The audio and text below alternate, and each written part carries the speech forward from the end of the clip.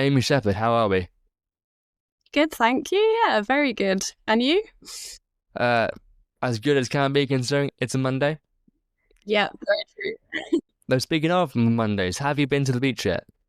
Because I think your Monday is your normal beach day of just heading out of writing world and just escaping that for a bit.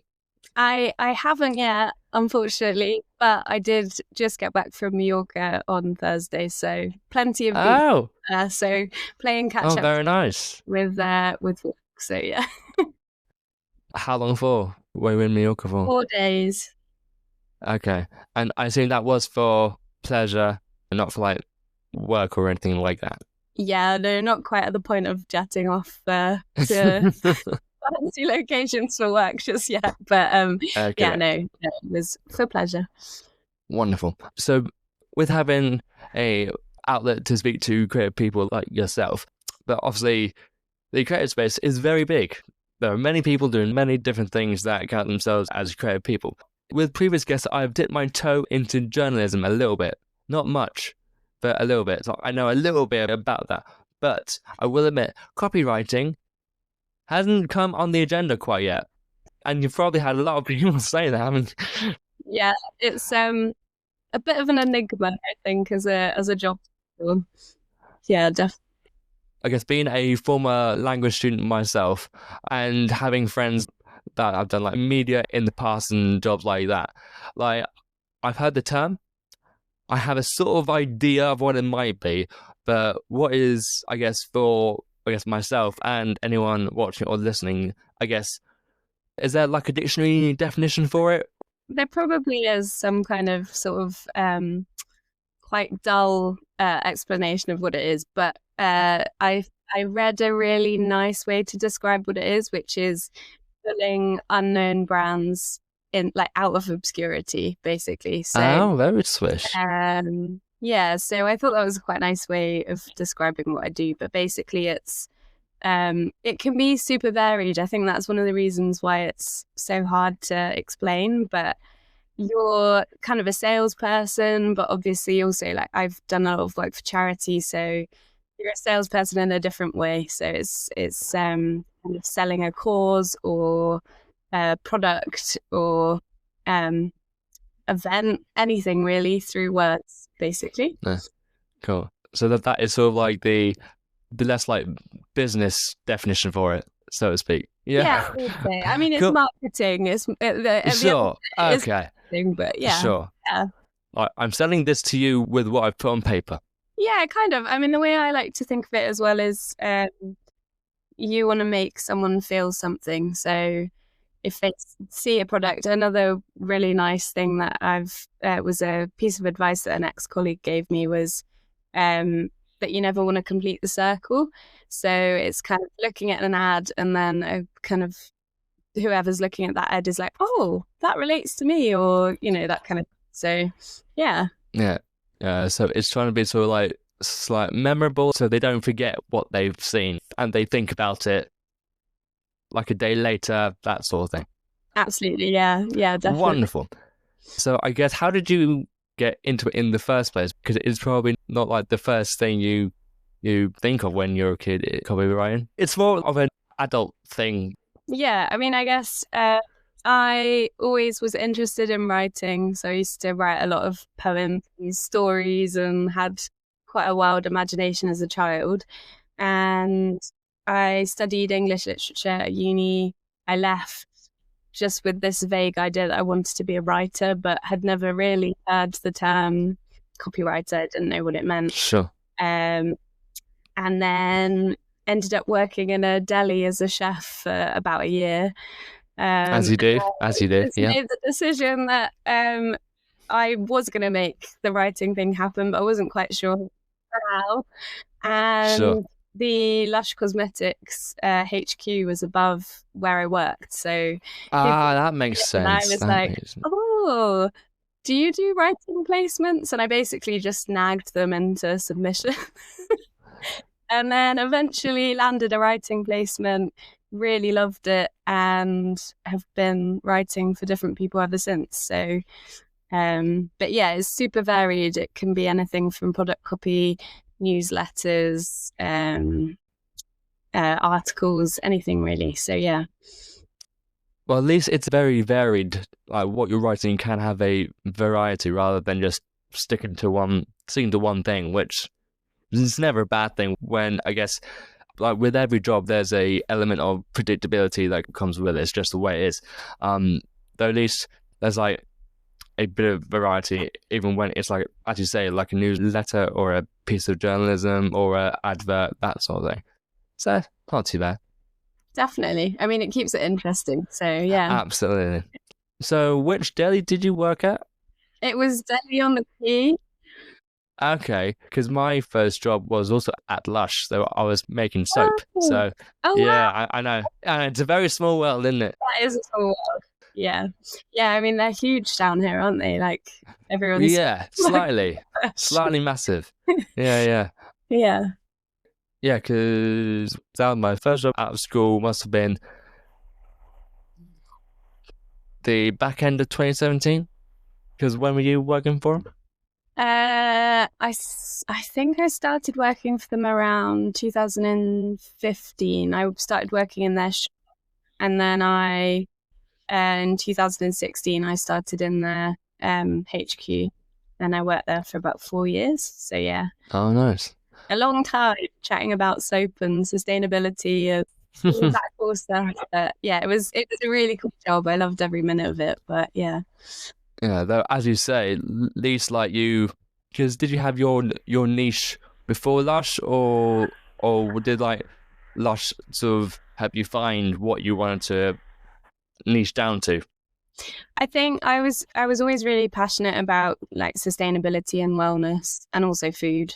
I used to have like a food blog, so that was another sort of niche that have sort of appeared out of nowhere. But yeah, I think obviously meeting so many people who were really passionate about that stuff, and Lush were campaigning about some really amazing things. I mean, they still do.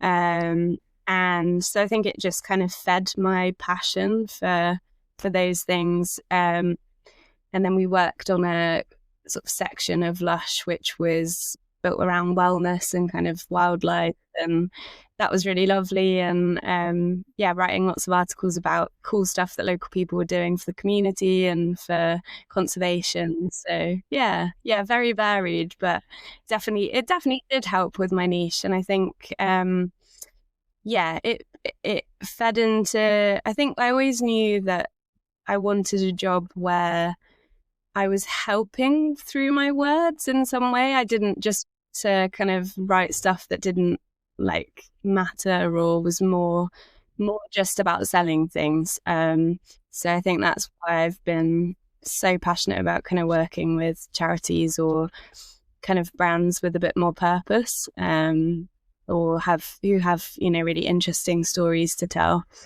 So yeah. Wonderful. So then after Lush, was that the calm period of your life? Yes, yeah. So I started freelancing for Calm, and then done your research, well done. I do try my best. All I can say. So yeah, and then I think I got taken on after a period of freelancing for them. Absolutely loved what they were doing.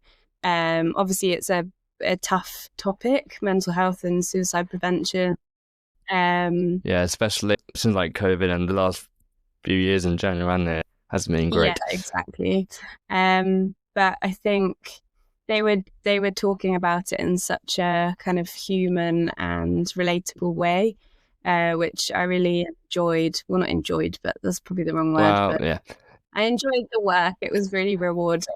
Yeah, absolutely. But yeah, I think one of the things we always used to get told was how we kind of created a safe space through our writing. It made people feel like, I don't know, they were just talking to their mate down the pub, or which was really nice. And it was a nice kind of, yeah, like I say, again, super varied. I mean, I did everything from kind of interviews with ambassadors and bands and things for the charity, to campaigns, and yeah, so really, really interesting. And a completely different thing to writing I was about going to soap. say that must, yeah, from But soap also, to mental health. That's quite yeah, a yeah. But I suppose, 180, isn't it?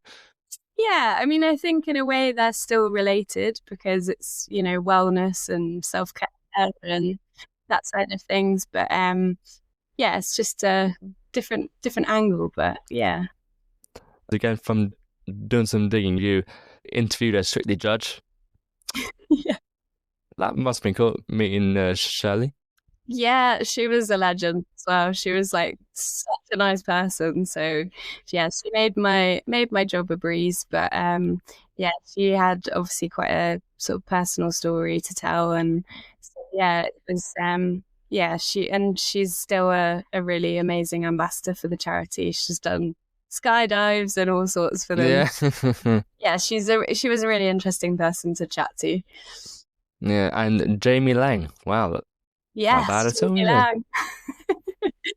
Yeah.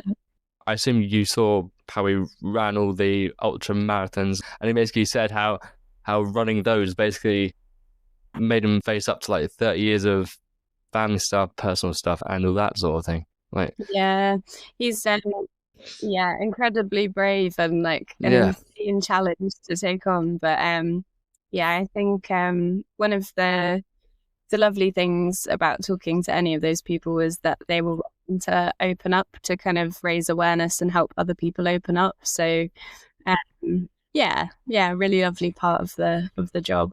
so you were working on a freelance basis, right? Yeah, I did. I ended up working on a contract with them eventually, but Okay. yeah, started off as yeah.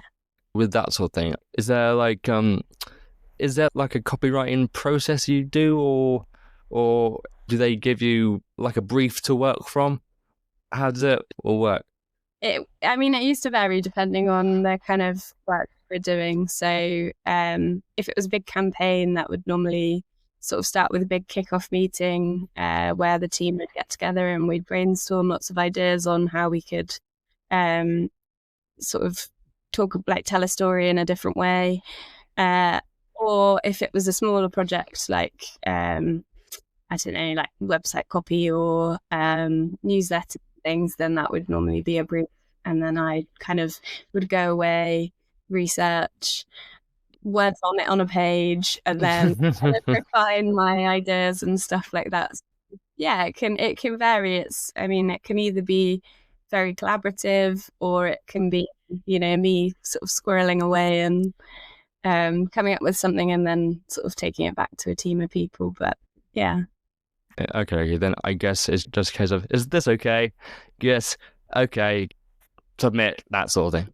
Yeah, Okay. yeah, definitely. I mean, sometimes the ideas would evolve and we'd kind of, I don't know, maybe we'd gone down a route of storytelling and it's not what someone had in mind, then we'd have to like pivot. But yeah, it was always, kind of an ever evolving process, really.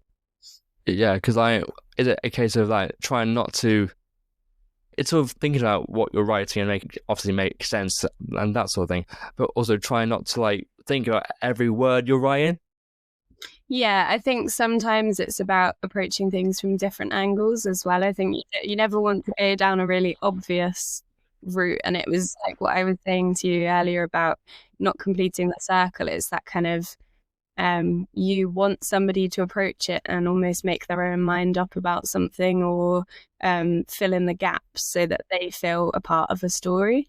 So yeah, it's definitely, I think you do have to get into a slightly different headspace when you're in like brainstorming mode. But Yeah, I kind of love that though. It's and also is very much you could be out and about and you're like, oh, I've suddenly had an idea for that. Like it's just picked just now, or it's always the least expected.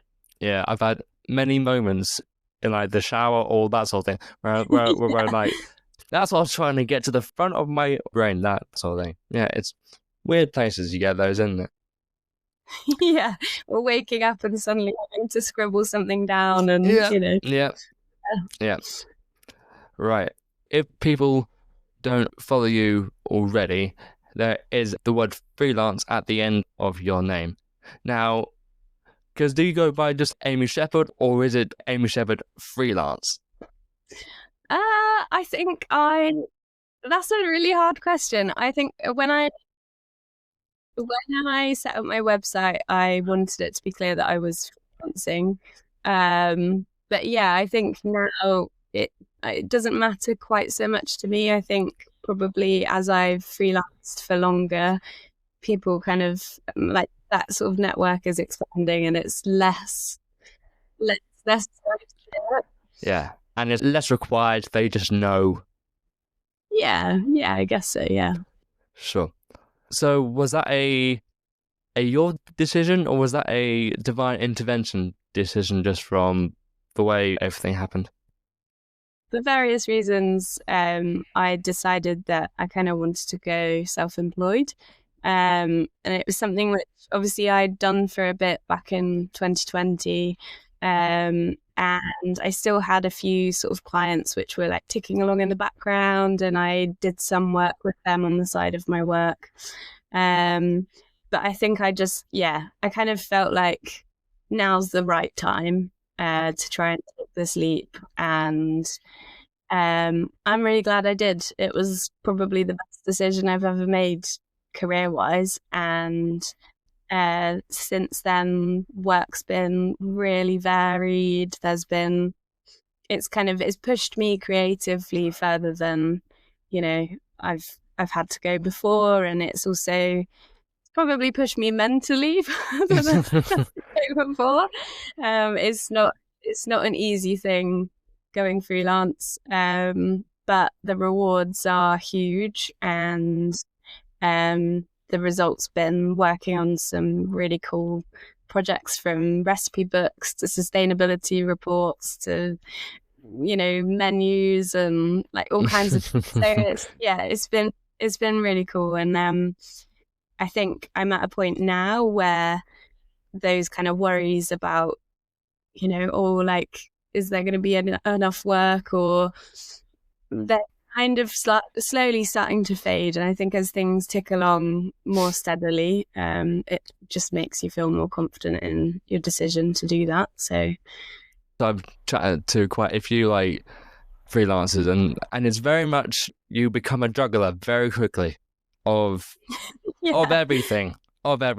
You become an accountant, like just deadlines and obviously live stuff and all that fun stuff. Yeah, absolutely. I think there's being more of a wordy person, I definitely wasn't prepared for the kind of maths side of what I do. Sure. But yeah, makes two of us. Accountant to do that, so it's fun. Yeah, it is very much juggling act, and I think it's one of those things where you need to have really strict boundaries, I think, yourself, because I think if I didn't set my work hours and the day I work and those kind of things, that I could very easily kind of lose motivation. Whereas, I think not being hard on yourself, but I think you do have to be rigid in your sort of planning your work and stuff like that. Yeah, like I work with people every day, and the part of me would think I'll get lonely if I was working by myself on stuff. How have you like combat with like that part, working by yourself for yourself? That's a really good question. I think probably it's got easier. I think the more I've built relationships with clients and worked more with them, you start to feel like you're in these kind of little mini teams anyway. You're joining calls and you're still chatting to people. And I think doing what I do, I mean, I am naturally a really sociable person, and I do miss, there are times when I definitely miss seeing people. But on the flip side, I recently joined the peer journal editorial team. It's been plastered over everything, which is good because because it's a really good thing. I think it's Sammy, isn't it? Yeah. Who runs it? Yeah. Yeah. It's an excellent magazine, and it's they're doing such a lot for, you know, the local creative community and also for local businesses and things. So joining their team on a kind of voluntary basis was really nice. It has meant that I've still got that kind of team feeling. Yeah, that's a like camaraderie, isn't it? Yeah, definitely. So yeah, and I guess that will kind of grow over time as well. But yeah, no, I think in answer to your question, I think when it comes to work, and actually writing, I'm quite a solid person. So although I'm very sociable in other ways, I think I kind of almost need that time to focus. And yeah, so it's fine. I don't mind it at all. But I guess not for everyone. But yeah. Yeah, because I struggle firsthand taking annual leave. I struggle with that, and I'm employed, so that would also be a struggle for me to know. No, I'm going on holiday that week. I'm doing no work, no emails, no thank you. See you in X, Y, Z. Yeah, absolutely. Yeah, I think when you're self-employed, having boundaries in other ways, in the sense that you need to know when it's time to take a break, and that wasn't very easy initially. It's obviously you're not being paid to, you know, be on holiday, so it's scarier. But I think yeah, it's so important, and it's especially important when it comes to things like burnout. And I think freelancers are especially kind of susceptible to that, because you know, often you say yes to everything because you don't want to don't want to say no, do you? Yeah, exactly. Yeah. So going back to Peer, because I probably either found out about Peer through you or you through Peer, one of the two. It was one of the two. Because through doing this, unless you specifically look in the right places for creative people, especially in like the BTP area, like, you know, it doesn't seem to be the most creative place in the entire world. Though through a lot of the stuff they're doing, there's loads of stuff going on. Yeah, and there are loads of like creative people and stuff going on with like the tail trail and artists, and it's just, you know, good to see that, considering, okay, the rap that Bournemouth's taken for the last few years isn't great. Though seeing obviously that to highlight the good stuff is always good. Yeah, definitely. I think they're working so hard to bring those people and businesses and events and things to the forefront, and that's so important, because I think, like you say, Bournemouth does get a bad rap. It's a shame, because there are some really things going on, and I think, I think probably because of my work, I've always felt a part of that kind of creative community. So maybe I've been more aware of those kind of things going on. But I think to a lot of people, they don't see that. So yeah, magazines like Peer are so important in bringing those to light. Yeah, and so you've done stuff for the Body Shop? Yes, yeah, I did some work for that. That must be cool. That must be cool, because that's also similar to Lush with what they're doing.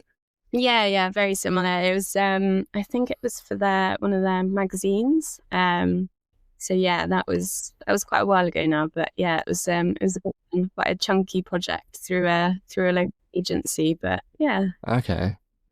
Define chunky project. Oh, I think like anything that you can stuck your. Oh, wait, hang on. Get your teeth stuck into. Get your teeth into, yeah, that's the word. That's the word. Or, you know, a certain amount of days. I think one of the chunkiest projects I've had to do most recently was, like say, a sustainability report for a business, but also more recently I'm working on editing a recipe book, which is a super cool project. But yeah, so I think, anything that's kind of over a longer period of time, and you're kind of working collaboratively with a team. yeah, I like a project like that. I mean, as much as I like the smaller jobs as well, I think yeah, it's nice to work a bit closer with creative teams and feel a part of something for a while and kind of get stuck in. And a sort of different thing as well, the Dorset Wildlife Trust.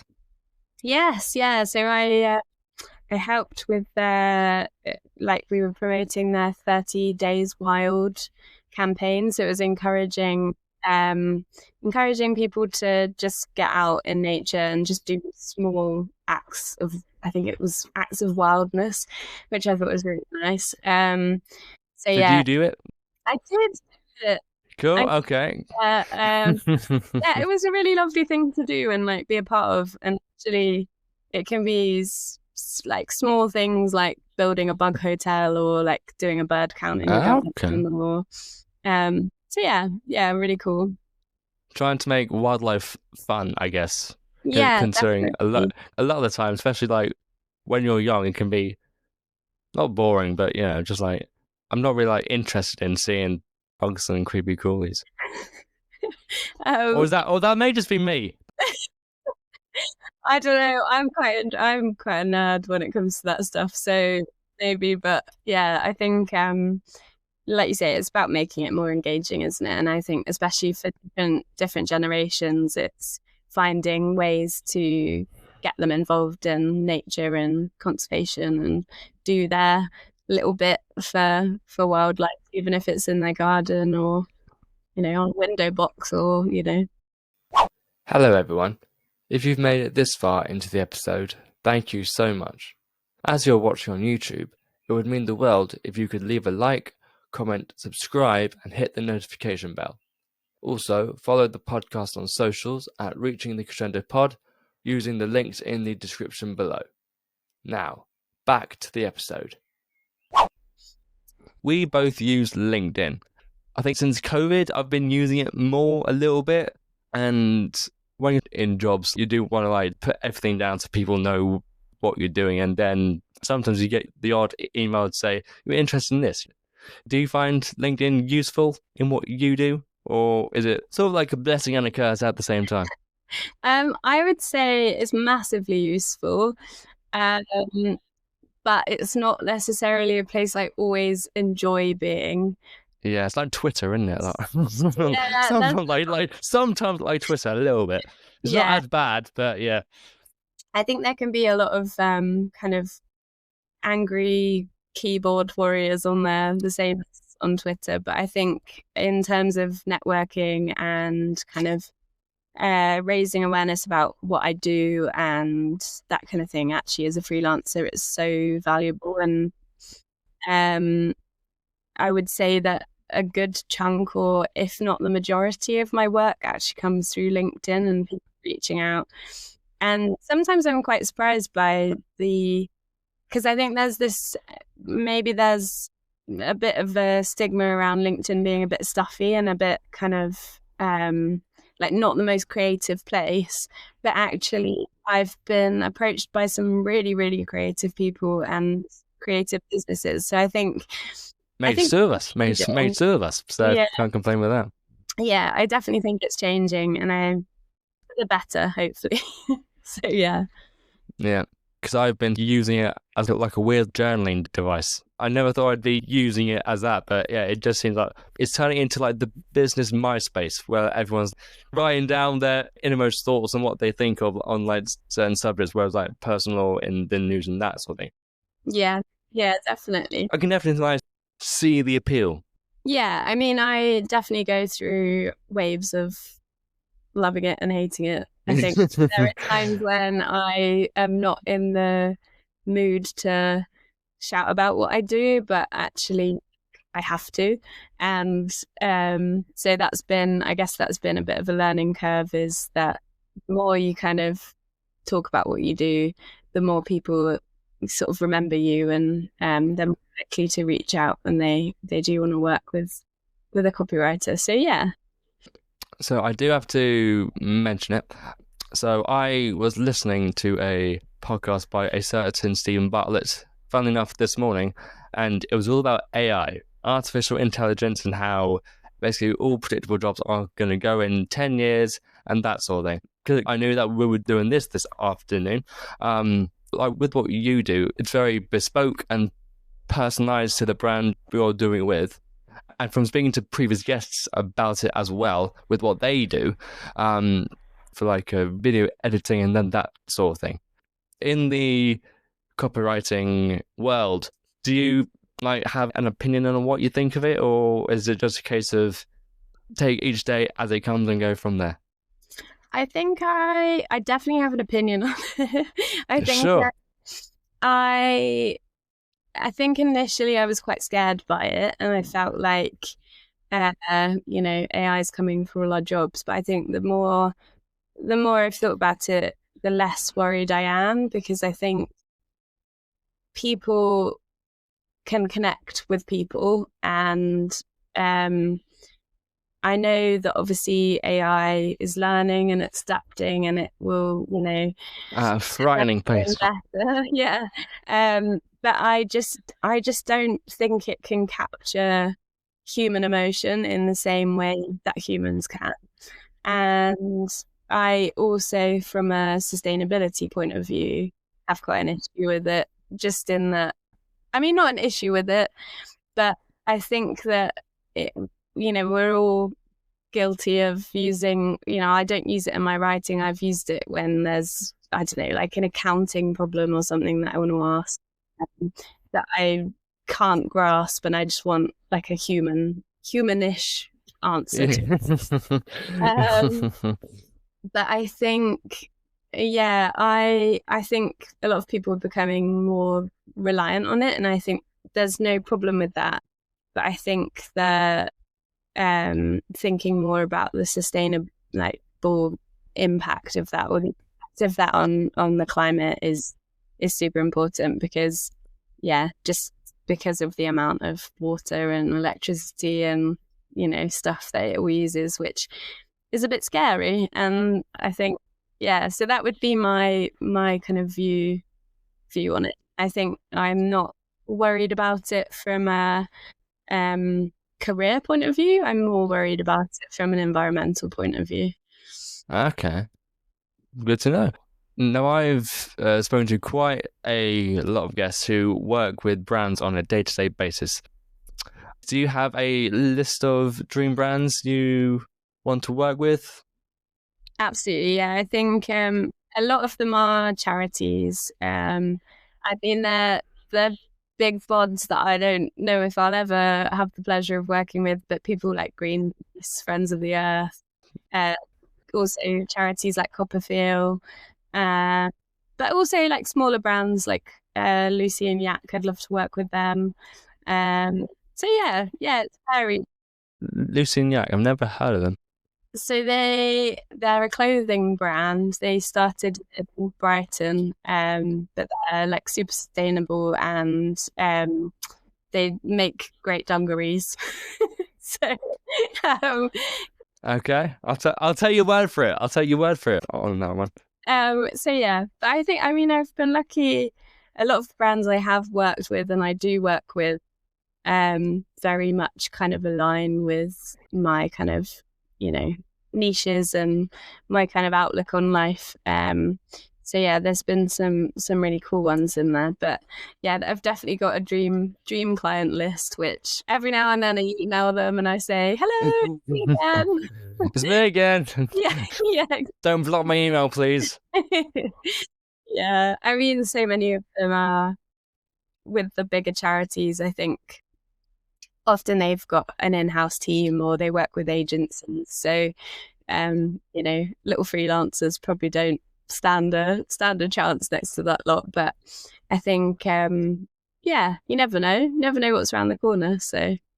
And so for you, speaking of what's around the corner in the near future and the far future, what have you got planned?